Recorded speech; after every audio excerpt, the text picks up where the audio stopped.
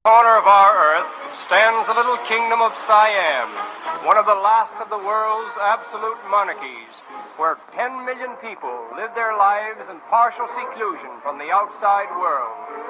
En route to Bangkok, the chief city of this ancient country, we pass a Chinese junk, which reminds us that most of the early settlers in Siam came from Mongolia, a province in China. After sailing up the Gulf of Siam, we arrive at a little peninsular port where a train is waiting to take us to Bangkok, about 35 miles inland. Before departing, we obtain our first polygamy as permitted, but when it occurs, the first wife is always acknowledged the head of the household. Incidentally, Siamese mothers never kiss their children, nor do husbands kiss their wives. Instead, they rub faces together. This little banquet is interrupted by the warning whistle from our train. And now we are en route to Bangkok.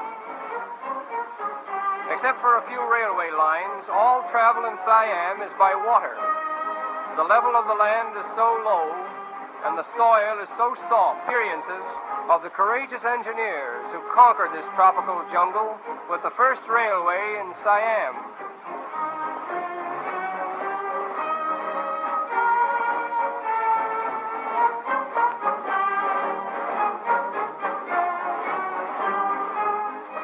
The products of the soil consist of rice, sugarcane, coconuts, and all kinds of fruits, which are loaded in boats and paddled up to Bangkok along a whole network of rivers, such as we see here. We arrive at Bangkok, the capital and chief city of Siam, covering more land area than any other city in the world except London. We are immediately educating and modernizing the rising generation of Siam. We are told that this king has 236 brothers and sisters. His father had. Siamese are an artistic people. Their architecture, dancing, and music are highly developed in strict accordance with the traditions of Indo-Chinese art. Siamese architecture is chiefly exercised in connection with religious buildings devoted to Buddhism. Buddhism, the Orient's most powerful religion, was brought to Siam from India as early as the 2nd century A.D. It is the national faith of Siam. Buddhism is not based upon divinity. When the people go into a temple and kneel before Buddha, they reverence him, but never do they forget that he was once a man, and that in time they may become even as he is. The women of Siam appear to be the most constant followers of this religion.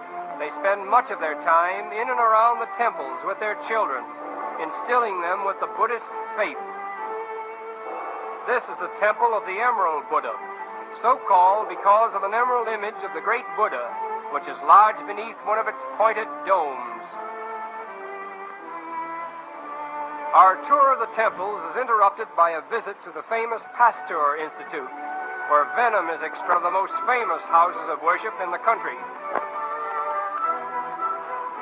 Religion influences the life of the Siamese at every turn. He is always under the direct tutelage of the yellow-robed priest.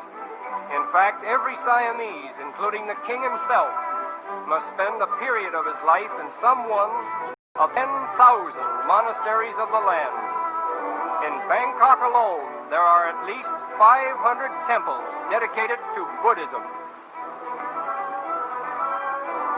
As we think of the strength of this faith called Buddhism, with its millions of followers, and compare it to our own, we cannot help but feel a certain embarrassment in presuming to think that our particular religion is the only one in the world of any importance.